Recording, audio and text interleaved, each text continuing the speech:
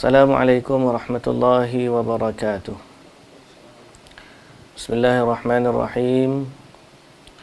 Alhamdulillahi rabbil alamin. Wassalatu wassalamu ala ashrafil anbiya'i wal mursalin, Nabiyyina Muhammadin wa ala alihi wa sahbihi ajma'in. Rabbi syrah li sadri wa yassir li amri wahlul 'uqdatan min lisani yafqahu qawli, amma ba'du. Puji dan syukur bagi Allah Subhanahu wa taala, Tuhan sekalian alam. Selawat serta salam atas Nabi junjungan kita, Nabi Muhammad sallallahu alaihi wasallam, juga atas ahli keluarga baginda, para sahabatnya dan para pengikutnya yang setia sehinggalah ke hari kiamat. Alhamdulillah. Muslimin dan muslimat yang dirahmati Allah Subhanahu wa taala sekalian, alhamdulillah kita bersyukur kepada Allah Subhanahu wa taala di atas limpahan rahmat dan anugerah yang Allah taala kurniakan kepada kita, sehingga alhamdulillah pada pagi ini kita dapat bertemu di page PQDM. Kalau kira macam tahun baru lah kita ni. Walaupun baru ni kita berjumpa terakhir pada tahun lepas, minggu lepas ya, terakhir tu 26 Disember. Ini minggu ni kita jumpa tahun 2024. Rata-rata orang duduk sibuk dengan tahun baru. Jadi kalau sebelum ni kita ingatkan tentang sambutan Christmas, yang kita orang Islam mesti ada stand tersendiri bahawa kita tidak akan menyertai perayaan orang non-Muslim, apatah lagi dalam mengucapkan tahniah kepada orang-orang yang menyembah Tuhan selain dari Allah. Begitulah juga ucapan kita pada sambutan tahun baru, kerana ini juga bukan sebahagian daripada perayaan umat Islam. Tapi apakan daya, neraca pada hari ini telah berubah.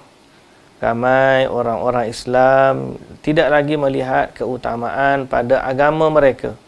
Sebaliknya melihat pada kehidupan mereka dalam kesibukan dunia mereka. Sebab itulah Nabi SAW, baginda pesan bahawa baginda tak takut umat dia fakir. Nabi takut umat dia ni diberikan kesenangan dunia.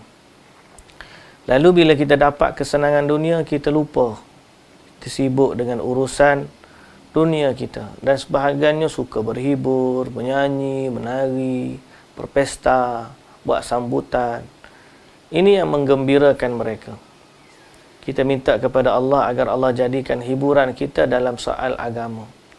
Nabi SAW sebut, hubbiba ilayya minad dunya, aku ni diberikan rasa seronok, rasa sayang kepada dunia dalam beberapa perkara.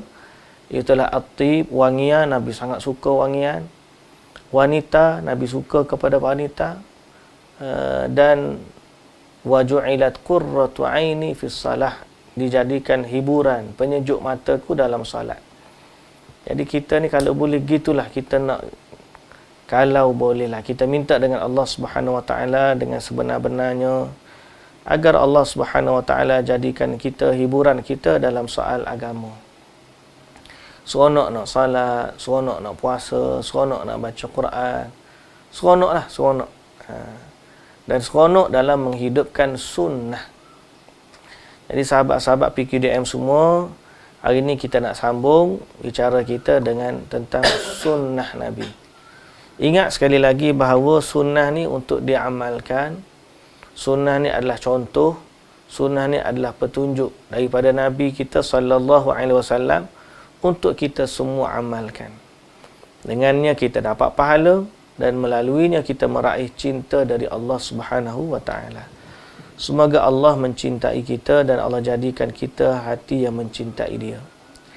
Baik, sunnah-sunnah sehari-hari yang lain. Jadi kita sebelum ni bincang sunnah-sunnah berkaitan dengan masa. Sunnah pada waktu pagi, sebelum subuh, lepas subuh. Sunnah solat, lepas solat. Sunnah rawatib. Kemudian sunnah-sunnah lain dalam kehidupan kita yang tidak terikat dengan waktu. Kemudian hari ini sambung lagi sunnah-sunnah sehari-hari yang lain. Okey, kita sambung. Iaitulah membaca zikir, masuk tandas dan keluar tandas. Okey. Disunnahkan bagi orang yang hendak masuk tandas. WC ni, WC ni orang putih kan. Saya pun tak ingat dah apa dia. Wet apa ni? Wet closet ke apa? Apa dah tahu? WC ni. Tandas lah. Jadi, zikir nak masuk tandas, keluar tandas. Agama ni ajar kita nak dapat pahala dalam semua perkara. Waktu nak masuk tandas pun, boleh dapat pahala. Dengan cara kita menghidupkan sunnah Nabi sallallahu alaihi wasallam. Jadi Nabi ni sallallahu alaihi wasallam sebagaimana dalam riwayat Imam Bukhari dan Muslim dari Anas radhiyallahu anhu, jika Rasulullah sallallahu alaihi wasallam masuk ke tandas, baginda mengucapkan, Allahumma inni a'udzubika minal khubuthi wal khaba'ith. Ya Allah, sesungguhnya aku berlindung kepadamu dari syaitan lelaki dan syaitan perempuan. Allahumma inni a'udzubika minal khubuthi wal khaba'ith. Al-khubuth artinya syaitan lelaki, dan al-khaba'ith artinya syaitan wanita. Maka kita berlindung dari syaitan lelaki dan syaitan wanita. Bahasa mudah kalau kita kata syaitan jantan dan syaitan betina. Adapun al-khabthu dengan mensukunkan huruf ba, al-khubuthi wal khaba'ith. Ada baca al-khabthu minal khabthi wal khaba'ith. Keburukan, dan al-khaba'ith artinya jiwa-jiwa yang buruk. Kalau orang tu baca al-khabthu, maksud dia keburukan, dan khaba'ith jiwa-jiwa yang buruk. Riwayat yang mensukunkan lebih bermakna umum, dan kebanyakan riwayat para ulama seperti Qadhi Iyad, Al-Khattabi dan yang lainnya.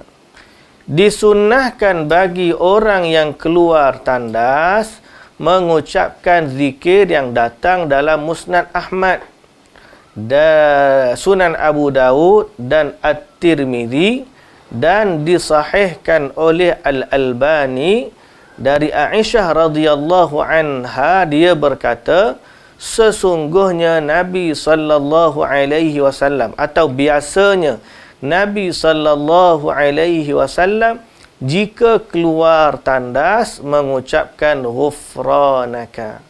Ghufranaka, aku memohon ampun kepadamu. Faedah. Okey, jadi di sini kita tengok ada dua sunnah. Sunnah waktu masuk dan sunnah waktu keluar. Pendek ke panjang? Pendek sahaja. Mudah ke payah? Mudah sahaja. Akan tetapi yang payahnya tak ingat nak baca. Sebab kadang-kadang kita nak masuk tandas ni sakit perut. Bila sakit perut tu, kita keluar daripada, kalau kita daripada rumah tu masuk tandas, aduh sakit perut tu. Kadang-kadang kita pergi restoran sakit perut. Kita masuk keluar, nak masuk tandas cepat. Bila nak masuk tandas cepat, lupa nak baca. Bila duduk dalam tandas tu baru ingat. Yang boleh kita jadikan kebiasaan, dan semualah ibadat kita ni. Saya dah perhati, kalau kita nak mudah jadikan benda ni amalan, kita kena ubah dia biar jadi kebiasaan. Bila kita dah ubah dia jadi kebiasaan, kali setiap kali masuk, cepat je kita. Dalam lari-lari, Allahumma inna a'udzubika minal khubuthi wal khaba'ith. Cepat je. Nah, Allahumma inni a'udzubika minal khubuthi wal khaba'ith. Memang waktu tu kita, sebab tu pendek. Tak adalah Nabi ni duduk depan tandas baca doa panjang. Orang sakit perut. Memang nak boleh tunggu macam mana. Nah, jadi sebab itu bila kita dah jadikan satu kebiasaan, mula-mula memang payahlah. Tapi kena senantiasa ingatkan. Waktu nak masuk tandas kaki kiri, Allahumma inni a'udzubika minal khubuthi wal khaba'ith. Jadi bila dah jadi satu kebiasaan, bila kita sakit perut pun kita kan teringat nak baca. Sama juga dengan zikir. Saya dah teringat tuan-tuan ni, saya duk terfikirlah seorang-seorang, saya duk terfikir. Kita ni kan, kita duk cita-cita kita nak mati, nak mengucap la ilaha illallah. Tapi mati datang tiba-tiba. Macam mana kita nak dapatkan kelebihan mati dalam keadaan mengingati Allah? Jawapan dia, kita tak boleh nak harap waktu tu baru kita nak ubah diri seseorang tu. Kalau dia sebelum tu buruk, waktu nak mati tiba-tiba dia nak bertaubat, dia nak mengucap. Dia kadang-kadang kita ni akan berada pada kebiasaan kita. Sebagai contoh, waktu nak mengucap kan, nak mati, saya terfikir, kalau kita ni nak tidur pun kadang-kadang waktu kita nak tidur pun lupa nak baca Bismikallahumma ahya wa amut. Pendek je. Nak baca ayat kursi lagi lah. Kadang-kadang tengah letih tu, letak kepala tu hanyut macam tu. Lepas tu saya duduk terfikir, kalau tidur kita macam tu, macam mana kalau tiba-tiba nak meninggal dunia? Berasa bimbang. Sehinggalah kalau kita kata, kita ubah rutin kita. Atau kita tahan rutin kita. Waktu kita nak tidur tu, kita ingat kepada Allah. Bismikallahumma ahya wa amut. Atau Bismikallahumma amutu wa ahya. Paling pendek. Kalau kita baca ayat kursi lagi bagus. Kalau kita boleh baca Al-Mulk lagi bagus. Kalau kita baca 3 Qul lagi bagus. Tapi sekurang-kurangnya kita nak ingat Allah waktu nak tidur. Kita tidak akan dapat. Hingga kita ubah dia jadi kebiasaan. Jadi sunnah ni rutin kita. Biarlah jadikan sunnah ni satu rutin bagi kita. Nak masuk tandas, teringat Allahumma inni a'udzubika minal khubuthi wal khaba'ith. Benda ringkas je, tapi alangkah banyaknya sunnah yang kita lupa. Semoga Allah Ta'ala bagi taufik dan hidayah kepada kita. Baik, muslimin dan muslimat yang dirahmati Allah. Jadi, nak masuk, kita baca Allahumma inni a'udzubika minal khubuthi wal khaba'ith. Nak keluar, kita baca ghufranaka. Ada yang baca khabthu wal khaba'ith. Ada baca khubuthi wal khaba'ith. Tak apalah, dua-dua tu ada riwayat dia. Riwayat sukun lebih umum, maknanya berlindung dari keburukan semua. Nak keluar, ikut riwayat Imam Ahmad, Nabi baca pendeknya ghufranaka. Apa dia? Ghufranaka. Pendek saja, perkataan ghufranaka. Faedah. Dikatakan hubungan ghufranaka saat keluar daripada tandas adalah tatkala seseorang merasakan kelegaan dari sesuatu yang mengganggu badan, maka dia ingat dengan dosa yang mengganggu. Maka berdoa kepada Allah agar dia berkenan meringankan gangguan dosa sebagaimana Allah meringankan untuknya gangguan badan. Inilah yang dikatakan oleh Ibnul Qayyim. So, kita faham yang kedua ialah kenapa kalau kita nak masuk tandas, kita baca Allahumma inni a'udzubika minal khubuthi wal khaba'ith. Ya Allah, aku berlindung daripada syaitan jantan dan betina. Kenapa kita baca doa tu? Wajar, kerana tandas tempatnya syaitan. Jadi bila kita nak masuk tandas, kita berlindung dengan Allah daripada gangguan syaitan. Jadi wajar. So sekarang ni, apa pula justifikasi bila seorang tu keluar tandas, dia minta ampun dari Allah. Ghufranaka. Dia minta ampun daripada Allah. Ghufranaka ni makna minta keampunan, maghfirah. Ghufranaka. Ghufranaka. Ya Allah, ampunilah aku. atau aku mohon keampunanmu. Jadi apa signifikan, apa hubung kait minta ampun dengan keluar tandas? Di sinilah faedah yang dibahaskan. Kata Imam Ibnul Qayyim rahimahullah, apabila seseorang ni dia masuk tandas, lalu dia buang kotoran badan. Kita masuk tandas, kita buat apa? Kita buang kotoran dari badan kita, lalu kita lega, alhamdulillah. Dengan sebab tu kotoran ni keluar daripada tubuh kita, kita pun resehat. Kalau kotoran tak keluar, naya kita. So bila kita keluar tandas, sebagaimana kita nak keluarkan kotoran dari badan, kita juga minta keluar kotoran dosa. Itu hubung kait kata Ibnu Qayyim. Doa keluar tandas ialah supaya setelah Allah rezekikan kita bersih tubuh badan dari kotoran badan, kita minta lepas keluar tandas, Allah bersihkan kita dari kotoran dosa. Kalau kita kenapa tak baca doa dalam tandas? Itu tandas bukan tempat baca, tempat berdoa. Biar dia keluar dulu kotoran najis kita. Lepas kita keluar tandas, kita baca ghufranaka. Ya Allah, ampunkanlah aku. Sebagaimana kotoran perut ni mengganggu tubuh badan, kesihatan, maka kotoran dosa pun sama juga. Mengganggu keselamatan akhirat lagi dahsyat. Jadi sebab tu Ibn Qayyim kata, itulah signifikan. Kenapa kita baca ghufranaka? Kenapa Nabi ajar kepada kita? Macam tu. So, kita ni ikut Nabi, ikut sunnah, dapatlah pahala dan dapatlah kebaikan. Dikatakan juga hubungan hal itu iaitu beristighfar ia saat keluar tandas adalah kerana tidak boleh berzikir selama di dalam tandas. So ada orang kata sebab kedua kenapa Nabi baca ghufranaka, sebab dalam tandas tak boleh berzikir. So dah habis masa kita tanpa zikir dalam tandas. Bila kita keluar, maka Nabi ajar kepada kita minta ampun kerana sebelumnya kita tidak boleh berzikir. Itu antara hikmat yang kedua yang disebut oleh para ulama. Ada juga pendapat yang lain, tapi dua ni yang utama. Okay? So, amalkan. Paling mudah ni, antara yang mudah, yang banyak kerap kali kita buat ialah doa masuk tandas dan doa keluar tandas. Biarlah jadi rutin, kita masuk je. Habis-habis sakit perut pun kita ingat lagi nak baca. Bukan setakat ingat nak baca, dia dah. Ada setengah dia tampal. Belum tu dia tampal dekat dinding luar ni. Dia tampal dekat pintu. Dekat pintu, kita buka pintu, masuk dalam tandas. Ni tanda pintu dekat luar ni. Doa masuk tandas. Bila nak masuk tu, teringat. Masuk rumah lagu tu juga. Masuk rumah.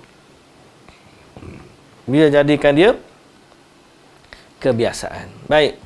Sunnah yang kedua. Disunnahkan menulis wasiat. Wasiat adalah sunnah bagi seorang Muslim tak kala dia sakit.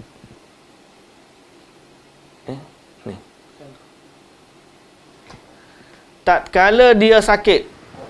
Sunnah, wasiat adalah sunnah bagi seorang Muslim tak kala dia sakit atau sihat. Sihat pun boleh tulis wasiat juga. Hal ini berdasarkan sabda Rasulullah sallallahu alaihi wasallam,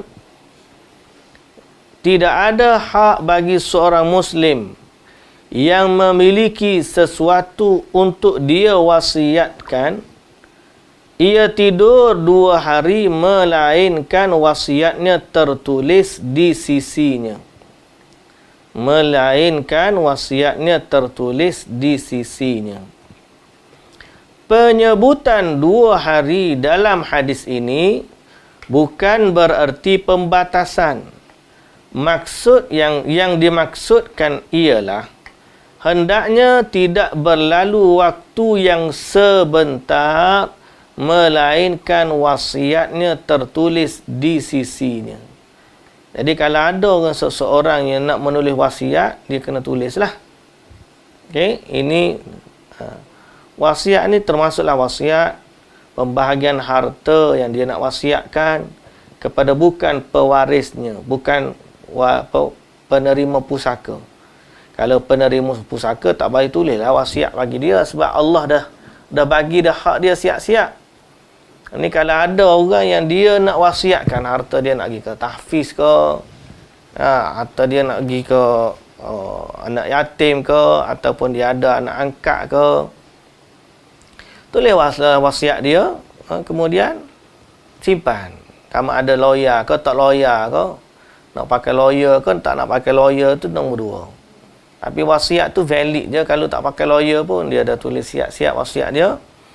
Lepas tu dia bagi tahu ni kalau dia meninggal ni wasiat dia kat sini. Baik, ini sunnah. Kerana dia tidak mengetahui bila dia nak wafat. Ini adalah sunnah yang berlaku untuk setiap orang. Adapun wasiat yang berkaitan dengan hak Allah seperti zakat, haji, kafarah, atau yang berkaitan dengan hak manusia seperti hutang, ada amanah, maka ini adalah wajib. So contohnya kalau dia ada zakat yang dia tak bayar lagi, dia tulis dalam wasiat dia minta bayar zakat dia yang dia belum bayar sekian-sekian. Atau dia ni nak pergi haji, dia tak, duit ada, cuma kesihatan dia yang tak mampu. Lalu dia wasiatkan sebahagian daripada duit dia ni untuk buat haji. Sebab ni wajib dah bagi dia, cuma dia yang tak mampu. Duit tu ada, so dia wasiatkan. Atau kafarah, dia ada hutang, dia bersumpah, dia langgar sumpah dia, atau dia buka puasa dalam Ramadan tanpa sengaja, ataupun dia bersama dengan isteri dalam Ramadan, kena bayar kafarah, so dia tak bayar lagi, dia tulis wasiat dia. Jadi dalam wasiat ni ada hak Allah yang kita kena tulis bagi kita. Ada juga hak manusia, hutang, aku ni ada sekian-sekian hutang. Okey. Kemudian ada amanah, orang bagi kat dia amanah ni kena. Maka ini adalah wasiat yang wajib. Bukan sunnah lagi dah. Kerana dia berkaitan dengan penunaian hal-hal yang wajib. Apalagi jika tidak ada seorang pun yang mengetahui tentang hak-hak ini. Hal-hal yang tidak dapat sempurna kewajipan melainkan dengannya, maka hal ini pun menjadi wajib. Okey. Jadi amanah ni kena tulis. Atau wasiat ni tulis, kita bagi tahu pada orang terdekat kita lah. Ni saya ada hutang sekian-sekian, tak mampu lagi nak bayar ni. Kalau ada, minta tolong selesaikanlah. Kalau tiba-tiba bagi tahu ke anak-anak ke sama-sama ni. Tak payah. Kalau ke setengah-setengah orang tu bila dia meninggal kan, lepas tu waris dia panggil daripada siapa-siapa ada hutang ayah saya boleh tampil gini. Tapi kalau dah ada wasiat, dia pun tak payah cakap, sebab ayah dia kata ayah ada hutang sekian, orang ni berhutang ayah sekian, gini. Anak dia pun tengok ni nak tunaikan wasiat ayah dia. Okay? Baik. Muslimin dan muslimat yang dirahmati Allah, kita ambil lagi sunnah yang ketiga. Banyak sikit sunnah ini. Sunnah yang ketiga ialah ramah dan lembut dalam berjual beli. Hendaknya masing-masing dari penjual dan pembeli menampakkan sikap yang lembut dan ramah. Tidak menampakkan perilaku keras atau kasar saat tawar-menawar harga atau berdebat. Kalau kita nak minta kurang ke nak apa pun, berlemah lembutlah dalam jual beli. Tak payah duk maki-maki, duk payah tu. Kita kadang-kadang kita nampak hebat dia boleh begini. Dah lemah lembut.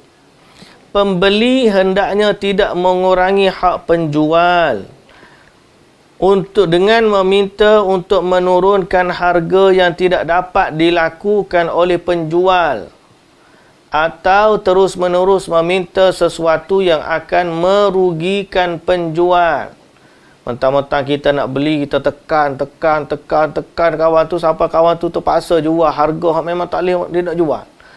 Ataupun kita tahu dah harga dia, cuma kerana Kita nampak dia ni memang terdesak dah. Kita tekan dia sampai dia ni terpaksa rugi.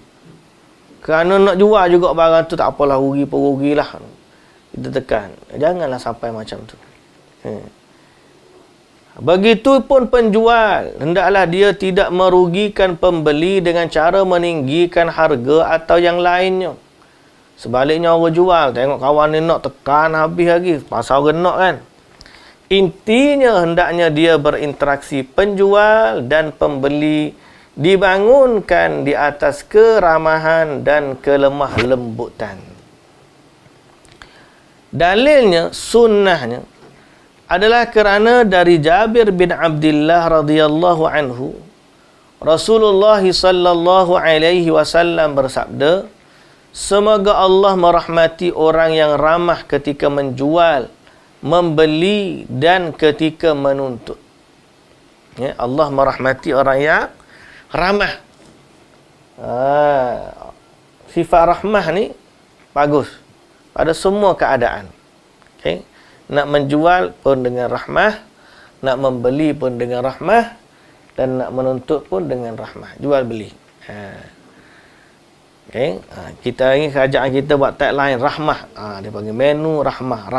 Rahmah ni bukan sekadar rahmah kepada pembeli je, kena rahmah kepada penjual juga. Rahmah pada semualah. Okay? Begitupun saat seseorang menuntut kepada orang lain untuk menunaikan haknya, maka disunnahkan pula untuk menuntutnya dengan lemah lembut dan mudah, sebagaimana Nabi sallallahu alaihi wasallam sebut dan ketika menuntut. Ibnu Hajar rahimahullah berkata, dan ketika menuntut artinya meminta haknya dengan mudah dan tanpa mendesak. Dalam riwayat yang dihikayatkan oleh Ibnu Tin, dan ketika menuntut artinya memberikan apa yang menjadi kewajipannya dengan mudah dan tanpa menunda-nunda. Kalau nak bayar hutang ke, nak menuntut hutang ke, minta lemah lembut. Pada orang yang menuntut pun lemah lembut, pada orang yang membayar pun ni. Ibnu Tin kata ketika menuntut tu maknanya ketika memberikan apa yang menjadi kewajipannya dengan mudah. Okay? Kita ni kadang-kadang Allah hak nak bayar hutang satu, hak nak tutup hutang pun susah jadi kita. Kalaulah dua-dua ni faham soal agama kan mudah. Tapi kalau kita tutup dia pun tak nak bayar juga, minta pergi ke mahkamah. Kalau tak boleh ke mahkamah kat mahkamah dunia tak selesai, kita kira mahkamah akhirat lah. Ke macam mana? Itu je lah. Dalam riwayat Al-Tirmidzi dan Hakim dari hadis Abu Hurairah radhiyallahu anhu secara marfu', sesungguhnya Allah mencintai sikap yang ramah dalam menjual, ramah dalam membeli, dan ramah dalam membayar hutang. Tengok dalam riwayat ni, bayar pun dengan ramah.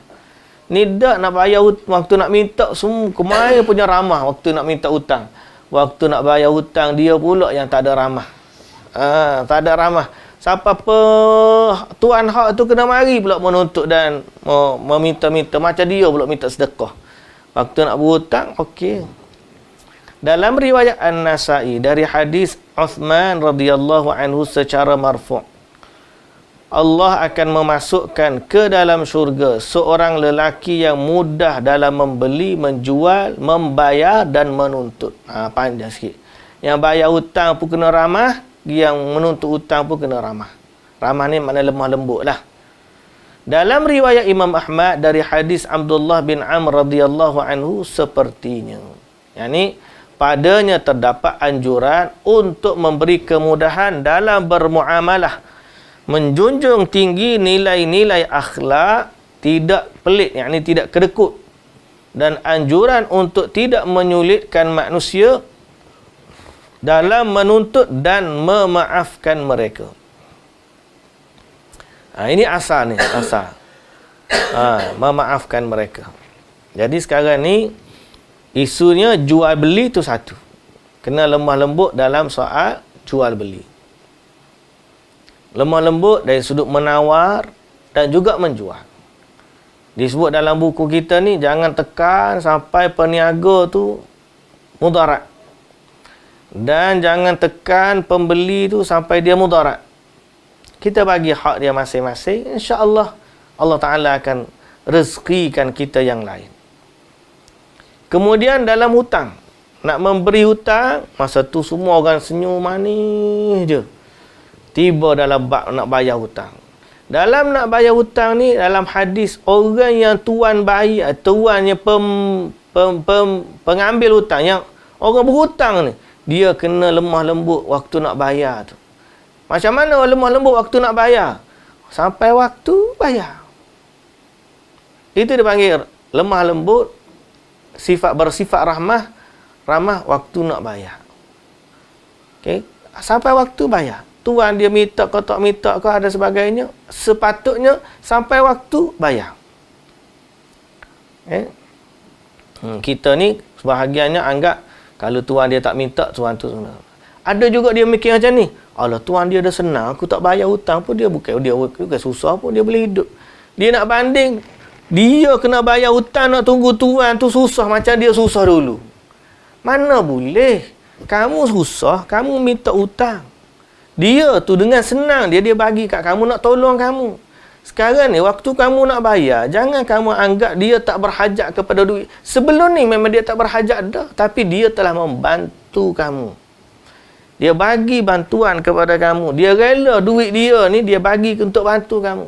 Maka bila dah senang, bantu balik. Berlemah lembutlah dengan membayar balik hak dia. Allahu Akbar. Banyak orang dalam masalah ni tak nak ambil sunnah ni. Yang kedua, berlemah lembut dalam menuntut hutang. Hutang kita, yalah, tapi setengah-setengah tu kita lemah lembut. Dia kata, ustaz, kita lemah lembut. Dia pijak kepala kita, ustaz. Aduh, saya pun ada juga muslimin dan muslimat yang dirahmati Allah. Main nak mari tu macam-macam lah. Oh, tolonglah begini. Bila dah nak bayar, kita pula. Waktu kita berhutang pun kita kena buat gitu. Bila sampai waktu, jangan susah. Kalau kita ada susah, kita minta dengan tuan dia. Minta maaf ni, saya betul-betul tak mampu nak gini. Bayar sikit-sikit boleh ke tak dan sebagainya. Macam tu. Okey. Jadi, begitulah muslimin dan muslimat yang dirahmati Allah Subhanahu Wa Taala sekalian. Kita ni dalam ni mengikut sunnah. Siapa yang buat macam tu, insya-Allah dia dapat pahala. Dia kata, ustaz, kalau kita lemah-lemut, dia tak bayar hutang kita. Lagu mana, ustaz? Macam mana kita nak buat? Jawapan dia, kalau dia betul-betul tak mampu, maafkanlah dia mereka. Kalau kita memang minta pun dia tak mampu. So kita serahkan kepada Allah, ya Allah. Mudah-mudahan kalau dia tak mampu bayar di dunia, engkau bagilah kebaikan kepadaku di akhirat. Allah Ta'ala sebut, wa in kana dhu usratin fanadhiratun ila maisarah. Kalau dia memang tak mampu, maka kamu tangguhkanlah sehingga waktu dia mampu. Maka di situ itu kamu mendapat sunnah. Tak ke sunnah saja dia kata. Kalau pahala dah sah. Jawapan dia ada. Orang yang memberi hutang ni, dia umpama orang bersedekah dah sebenarnya. Dia sedekah memberikan kamu. Selama waktu dia memberi hutang tu, tempoh tu, dia dah dapat pahala sedekah. Kerana dia telah memberikan kemudahan kepada orang yang berhutang.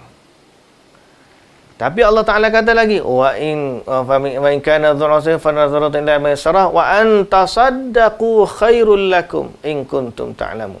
Tapi kalau kamu niat sedekah sungguh kat dia, Allahu Akbar, itu lagi dah. Tapi kalau orang tak mampu, hak sakit hati pun sakit hati. Dia mampu, ustaz, tapi dia tak nak bayar. Ada kawan saya tu, Allahu Akbar, kesian dia. Ratus-ratus ribu. Orang tu ambil duit dia. Dia ni siapa miskin. Nah. Siapa miskin lah bahasa mudah. Orang berhutang, orang tak nak bayar tu kaya-kaya. Rumah besar, kereta besar. Macam mana? Jadi dalam keadaan ni, kita mengharap kepada Allah sahajalah. Dah buatlah urusan ada setengah legal enggak buat ni. Kalau dia tak makan juga, tak boleh juga kan. Kita serahkan kepada Allah Subhanahu Wa Taala. Mudah-mudahan Allah bantu kita dalam urusan yang lain. Yalah, cakap tu mudahlah, tapi gitulah yang kita boleh bagi tahu pun. Lebih daripada tu, wallahu ta'ala alam. Jadi rupa-rupanya sunnah Nabi ni bukan sekadar kita sunnah ibadat saja. Ada sunnah dalam muamalat pun ada. Berarti dalam jual ada sunnah, dalam beli ada sunnah, dalam memberi hutang ada sunnah, dalam membayar hutang ada sunnah, dalam menuntut hutang pun ada sunnah. Allahu Akbar. Indahnya agama kita ni. Ni kalau kita semua ni sayang kepada Nabi, nak buat sunnah Nabi ni, gitulah. Kita buatlah, kita mampu lah. Yang kita tak mampu tu bukan semua orang. Saya sebut ni bukan semua orang mampu. Ada orang memang dia tak mampu, Ustaz.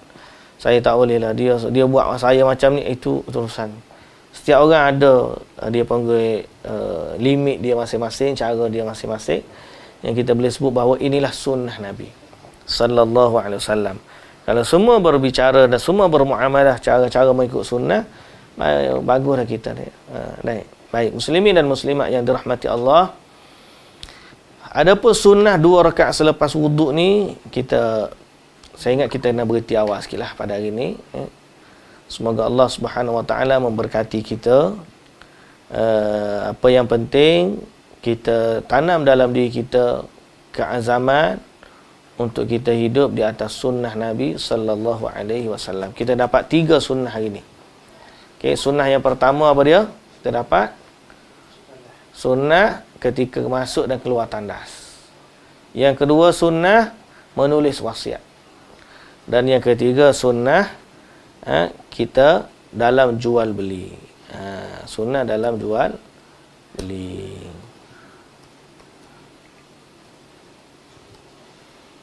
CD ke apa? 28.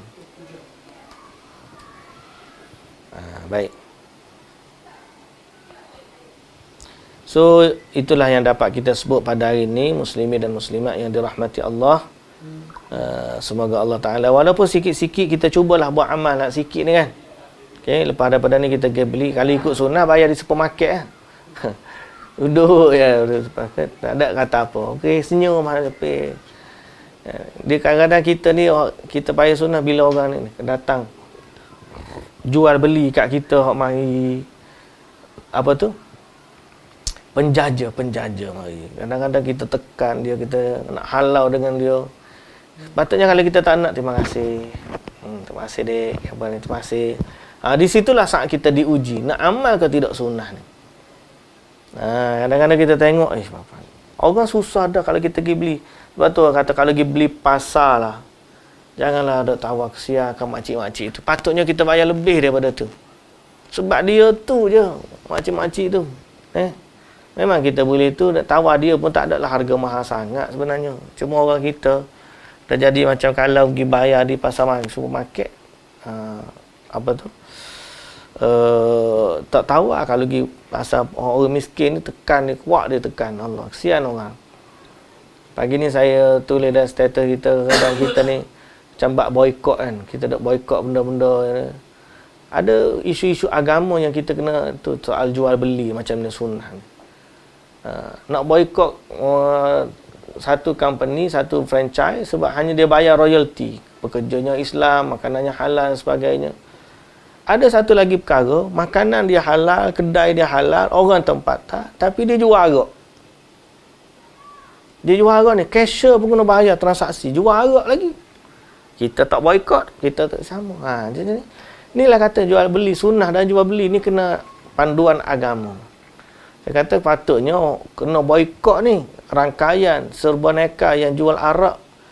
Lebih dahsyat daripada hukum dia atau mudarat dia kepada orang Muslim pak kita ni. Terpaksa cashier tu bagi jadi cashier jual arak, termasuk dalam 10 golongan yang dilaknat Allah.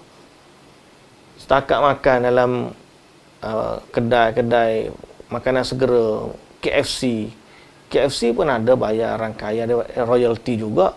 Contohnya lah. Memang ada isu, tapi isu tu agak jauh. Berbanding dekat dengan kita ni, ada orang Islam, keluarga Islam, wanita Islam, Muslim terpaksa bekerja jadi cashier. Tuan kedai tu kata kena jual arak ni, sedang dalam agama dia tak boleh jual benda ni. Macam mana? Benda macam ni lah. Termasuk dalam sunnah muamalah kita ni kena ikut panduan agama juga. Semoga Allah Ta'ala berkati kita semua. Wallahu ta'ala alam. Sekali lagi, subhanakallahumma wa bihamdika, asyhadu an la ilaha illa anta, astaghfiruka wa atubu ilaik. Aqulu qawli hadza wa astaghfirullahal azim li wa lakum. Assalamualaikum warahmatullahi wabarakatuh.